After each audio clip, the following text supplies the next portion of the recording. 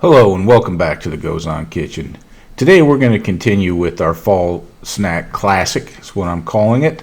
And this is going to be the pumpkin cheesecake cookies. So we're going to start with 3 ounces of softened cream cheese. We're going to put that in the bowl, and I'm going to give a contemplating pause there for some reason, but you know. Now I'm going to add a 1/4 cup of the Monkfruit erythritol. And I'm going to add that to the bowl, and I'm going to mix those until I get that sweetener and that cream cheese completely mixed in. Then I'm going to grab a 1.5 tablespoon or half tablespoon cookie ball maker device, and I'm going to scoop it out.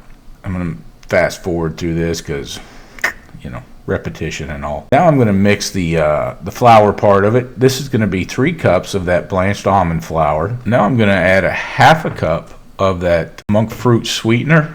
I'm not going to try to pronounce it again. That'd be just showing off. I don't know why I'm pouring it like that. I could have just dumped it in there. Next, I'm going to add the 1/2 cup of pumpkin puree. This is just the canned stuff that I got at the local neighborhood market. You can make your own if you want.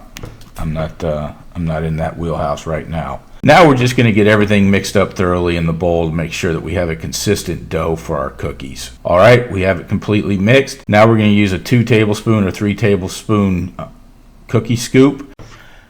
We're going to scoop it out of the bowl, and I'm going to use the spatula to square it off so I get a more consistent cookie as we go through this process. I'm going to do this a couple times at regular speed, then I'm going to fast forward it because the process is just going to repeat itself, and I'm kind of digging the fast forward function on these videos. I also want to take a moment just to say that I know we started these videos as kind of what pairs with the sauces and all that, but I did want to mix it up, and I also wanted to follow up on a doctor's visit. The doctor didn't use the term "you're too healthy" or "too good a shape." So I'm looking for different alternatives to satisfy that sweet tooth, and these recipes are working out fine. Okay, we're going to start the fast forward process just so you can see each of the steps in there. And once this is done, we're going to move on to stuffing the cookies. I guess that's what it's called.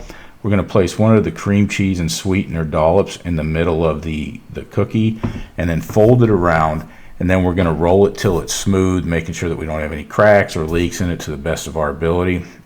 This may have been better for a bigger cookie dough scoop because I struggled keeping it all encased, but it seemed to work out, and the end product was terrific. So no real complaints. It doesn't bleed out like melted ice cream or anything, so it still works really well. We're going to get all these finished up, and then I'm going to make sure that we get them spaced about 1 inch or 2 apart on the tray so that then when they do cook and expand, they don't stick together. I do want to say that the original recipe called for a higher yield than this, but I don't know where my measurements kind of went off, but I wound up with 9 instead of 12. I'm going to use the spatula now to kind of flatten it out because I really dig the triple cookie lines that you see like on a peanut butter cookie. It's kind of my thing. So going to get that done, pop them in the oven at 350 for 22 minutes. We're just looking for like that golden brown with a little bit, I got a little bit of charring on there, but I think that was from the sweetener.